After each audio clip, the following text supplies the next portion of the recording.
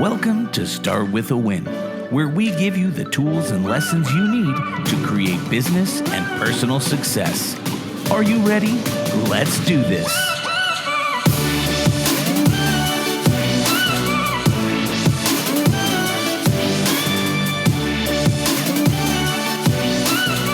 And coming to you from Brand Viva Studios in Denver, Colorado, it's Adam Contos with Start With a Win. Producer Mark, it is Black Shirt Day today. It is, yeah. I did the no collar buttons, and you did the collar with the snaps. The snaps, yes. Yeah. Looks nice. Oh, thank you. It's a fun day. It is. Happy to be here. I flew in at 1 a.m. this morning. I know. I can't believe that. I texted you last night. It was like, I think it was like 9:30, and you're like, I'm in DC. I'm like, oh my gosh. You know, we have a recording at like 8:30 in the morning, right? Yeah. Like, well, we made it. That's right. All good. And I made it to the gym too, so I started the day with a win. Right. Yeah, me too. I got to the gym this morning, got my voice all worked out, ready to be on the mic. So were you in the gym doing your voice exercises? Mamie mama moo. It's awesome. Yeah. Well, hey, I'm excited for our guest today. I think this is right up our alley. Caren Kenney is the founder and CEO of Evolve Leadership, a global executive coaching and development organization that offers the world's only holistic C-suite development programs that prepare leaders to thrive in highly visible and demanding roles. Caren is also a co-author of the book Leading with Character, 10 Minutes a Day to a Brilliant Legacy. Caren, welcome to Start With a Win. Welcome, Caren. Thank you, Mark. Thanks, Adam. Excited to be here with you. Well, thank you. And it's great to have a coach on as a CEO and a coach myself. It's awesome to really get to kind of bang our heads together and help these people that are listening to us figure out how do they do a little bit better. But I want to take a step back, Caren, and start with your professional journey and how it led you to starting a coaching company. So you've been developing leaders a long time, and how did we get to where we're at? Yeah, it's a good question. I didn't take a typical career trajectory. So I started out working in communication space and actually I've been an entrepreneur for most of my life, starting companies, co-founding or founding companies, but also have always had a great passion around mental health and mental well-being, and had a husband who struggled with mental health issues. He was an executive, ultimately passed away because back then there wasn't a lot of support, a lot of stigma, et cetera. So I kind of married my passion over time for mental health and well-being and co-founded a business that developed the world's first digital health coaching programs. We were acquired ultimately into J&J. They were a customer. And then we were the start of the J&J Health and Wellness business. This was launched in 2008. J&J also acquired the Human Performance Institute as part of that. So I first served on the leadership team of the health and wellness business, and then directly in the institute where I created that premier executive leadership program, but ultimately got to marry my passions for mental well-being, physical well-being, just recognizing that this health and performance are inextricably linked. Awesome. Yeah, I mean, and that's such a great point. As somebody who's been a CEO of a public company and a board director, I can tell you that, the whole mental health challenge is real. And that's not the beginning of it for me. I'll tell you, when you're doing quarterly reports to Wall Street and board of directors and things like that, it is heavy on your heart and on your mind to try and make these things, because it's grind, report. If you miss something, then, oh my gosh, the world's coming to an end. What did you see happen during the pandemic to this mental health situation? Because I mean, from a business perspective, people were afraid to talk about it before that. And now it's like, oh my gosh, let's get this front and center. What changed in that period with mental health? Did you see an influx? We've seen mental health issues skyrocket across the board at every level of an organization. We hear about people wanting to be working completely remotely right now and enjoying that. There was a lot of good things that came out of the pandemic for sure, but it also created a lot more isolation and loneliness. And I think this lack of human connection, people don't necessarily recognize the link. I think the good thing is you say we've come a long way. The stigma is less around it. People are talking about it more. Companies are addressing it. But we're seeing higher levels of loneliness and burnout than ever before, even though we did create, for some people, some work-life balance. For others, definitely a challenge working at home, but the numbers are not going in the right direction for sure. True. So you built a holistic approach around all of this. And explain to us, what is a holistic approach to executive leadership development, and how is that key to creating a sustainable leader? How does all this come together? Yeah, it's really about looking at the whole person and the whole life. At the end of the day, you were saying leaders are human beings, right? We're complex human beings with interdependent dimensions of who we are. So there's the physical aspect of us. You talked about how you worked out today and you feel better, even though you have more energy from you. You can hear it and see it, but there's the physical dimension of who we are. There's the emotional dimension. There's the mental focus, being present, and spiritual, which is purpose. So you need to train humans in all dimensions to drive, optimal human performance. We look at the whole person. We look at them, we put them through a physical health exam. We also look at them. We do a lot of assessments, emotional and mental assessments on there. We have character strength testing. So what are their values? Where's their vulnerability? So a lot of times we see leaders failing and it surprises us. We say that's so out of character for that person. We don't know how it happened, but there were probably things leading up to that weren't addressed or contributing to it. So we look at the whole person in that sense, but we also look at the whole life. And so that is, you may be killing it at work, right? But then you come home and maybe your relationships are failing, or you're not a present parent, or, your friendships are failing, whatever it is. So we look at them in terms of this whole ecosystem. How are they showing up? How are they, who's getting who and what's getting their best energy?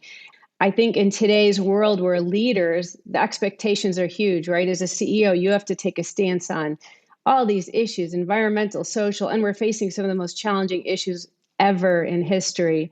So how do you prepare that person? It's not just through skills training, it's through really looking at them inside and out and their whole world. I mean, when you look at the whole picture, and there's, everybody looks at it and goes, okay, you're a CEO, so you run this company. No. You got to be able to run yourself, run your relationships, run your finances, run your life, essentially, your attitude and your actions, your behaviors, your enthusiasm, your energy, your focus, all these different things as a CEO. And when you start loading that truck so full of KPIs and other demands, I mean, everybody's like, oh, how much did you work? I said, I worked all of it. For this next wave of CEOs, when you talk about these boundaries and all these challenges that you see in your business and in your coaching, what will it take for the next wave of CEOs to thrive and, this even more complex, vulnerable, unpredictable environment? How do we teach these next CEOs or successors how to be the best they can be?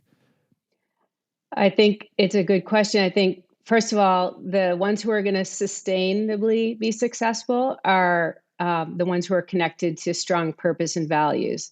We know right now employees, there's this whole quiet quitting and everything else. Employees want to work for a company that has strong values and purpose, but they also want to work for a leader who they believe in, who has strong values and purpose. So that's key. That's important. But leaders have to be able to influence and inspire. You cannot dangle the paycheck anymore. You can't dangle all the benefits. They have to lead and inspire as a leader in the way they run their company. But then I do think it's this investment in an expanded set of skills like personal well-being. You need to be intentional about it. You have to have your routine, mental and emotional resilience. How do you build capacity to take on more? How do you, navigate these storms? And then character. Believe very strongly in that. Character is a muscle that can be trained. So how do you invest in that so that you don't throw everything away with one poor decision or comment or anything else? So, I mean, if you think about it, who are some of the leaders you admire? What are some of the traits? Not to put you on the spot, but what are their traits for you? Yeah. Wow. Okay. Well, the first one is consistency. Okay. I absolutely believe in consistency, because you don't see results without consistency. Yeah. So that's the first trait. The second one I would say would be presence. I always say presence creates trust. So I would say both of those. And then, You mentioned it, the trait of humility, being a humble human being and being willing to make mistakes and fail. People want to know you're real instead of just some pressed suit that stands behind a podium and reads off some numbers. I mean, for crying out loud, that's what CEOs are good at, and CFOs are good at, and COOs are good at. But that means you kind of suck at being a personality and being a human being that connects to people, because people don't connect to those numbers. They connect to your story, to the emotion, and to the happiness that you deliver to them, and that clarity of the future. But Caren, I wanted to ask you something real quick before we start closing the show here. I mean, you're a very well-known person in executive coaching, and your business does phenomenal work. Give us 2 or 3 walk-away to-do items for the leaders that listen to this podcast. What can they start doing right now to implement some of these things? I think a couple key things are to really spend some time, if you don't feel like you have a great clarity and alignment on your purpose, to spend time on that. Because if you don't get that right, then you're going to go through life just kind of skimming across the surface, right? So your personal purpose, and align that really well with your company purpose, and make sure you're doing what you love, what you believe in. And then, get connected to your why. Why am I doing it? How do I want to influence this organization? What impact do I want to have? And then your how, and that's your character piece. And that is, how do I want to show up? Like you said, people are present. You can say whatever you want, but it's what you do. It's how you make people feel. Do they feel valued? So if you want to retain your talent, if you want to drive high performance, you need to show that you care about your people, that you understand your people. You need to connect with them. And like you said, be present. It's not about the polished memo or the presentation. It's about being real and showing them and building that human connection. I think those are critically important. Awesome. Amazing tips. Make sure everybody, you take a look at those. And Caren, I have a question for you that I ask all of our amazing guests on this show. And that is, how do you start your day with a win? How do I start my day? I wake up in the morning, and one thing I don't do is look at my phone. And I highly recommend that for everyone. The minute you look at your phone, you're starting work or potentially some level of stress with someone reaching out to you on a text or call. But I get up and I kind of reflect. I set an intention for my day. How do I want to show up? What did I do yesterday maybe that I could do a better job of? And then I get up and I get outside and do some form of exercise, usually running, walking, biking. You deserve that rare time alone with yourself to think, to plan your day, to be grateful. So I think everybody should have a ritual, and not a habit. A habit is something to do for the purpose of doing it, like brushing your teeth. But a ritual is about doing something in service of your purpose, and that's going to make you stick with it. Wow, that's awesome. Caren Kenney, thank you so much for being on the show. Everybody, make sure you check out Caren at evolveleadership.com. That's EVOLVE leadership.com. And Caren, thank you for starting your day with a win. Thank you, Adam. Great to be here. And thank you, Mark. Have a great day. Hey, yeah. Thank you. Hey, and thank you for listening. Are you a leader who has grown your business to a certain point and you're wondering how you can kind of take it to the next level? It might be something you're missing, and it's not sales and marketing. It's something most people don't even think about, and that's leadership. Whether you're leading yourself or a team, leadership is the key for next level growth. And you're in luck, because Adam has put together 3 keys and techniques and ideas he used to grow as a leader and develop himself and his teams as he was the CEO of Remax. And so head over to adamcontos.com/leadership. Thank you so much for being a part of our show today. And until next time, remember, start with a win.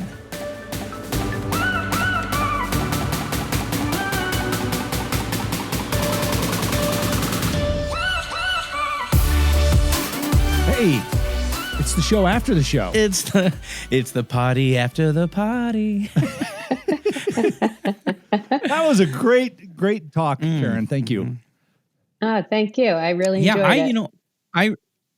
I mean, one of the things that kind of stood out to me as you were talking that I kind of wanted to ask you about is this vulnerability piece, because you had mentioned that that's really important for a leader to kind of be vulnerable. And I'm curious, what does that look like, and how can someone start taking steps to being more vulnerable? So what does that look like?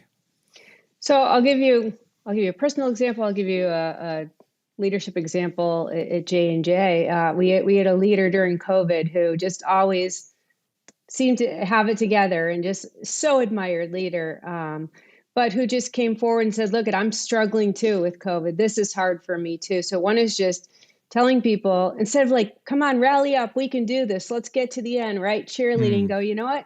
This is hard for me too. This is hard on my family. And here are some of the things that I struggle with. It doesn't make you a weak person, it actually makes you a strong person, because you're also then showing that, and I'm still leading and I'm being successful and I'm living my life. So one is tell a story so that people can relate to you. And then they trust you when you ask them to do something. They trust you more when you say, we're going to get through it, because they know you know what they're going through.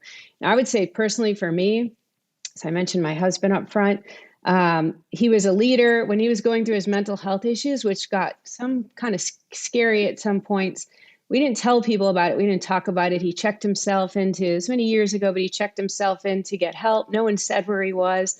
And then I was speaking at an event, introducing the head of the National Institute of Mental Health. And when I did the intro for him, instead of reading the long bio, I told my story, showed a picture of my perfect family and said, actually, this is what really happened. And I said, there's not one, we were at a wellness event. There's not one of you in this room who doesn't have somebody who struggles in your life, or maybe yourself. And until we start addressing this, well, I left. There was a cocktail hour that night. I never made it from my hotel room to the bar, because people I've known for years, CEOs, media correspondents, well-known people, all came up to me. My son, my wife, I'm struggling. My brother committed suicide. It just opened up the doors by me bringing it up. So those are just examples of how leaders can still be strong and successful, yet, like you said, Adam, humble and vulnerable. I like that. Yeah. I mean, I guess, it's one of those things too, that so many times we are able to get a sense of peace when we hear someone else's story of like, okay, there's hope for me, or I'm not the only person who's going through this. And there's a lot of strength in that. So yeah, that's awesome. Well, hey, thanks so much for sticking around and, hanging out with our YouTube audience here and sharing a little bit more. If you've enjoyed this content, you've stuck around this long, it would mean a lot to us if you would just click the subscribe button and then maybe even that thumbs up icon, because that'll tell the algorithm to share this with more people. So algorithm. I know algorithm. Amalgamation. Say it 3 times. Amalgamation. I don't know. That's right. All right, guys. Until next time, we'll see you when we see you.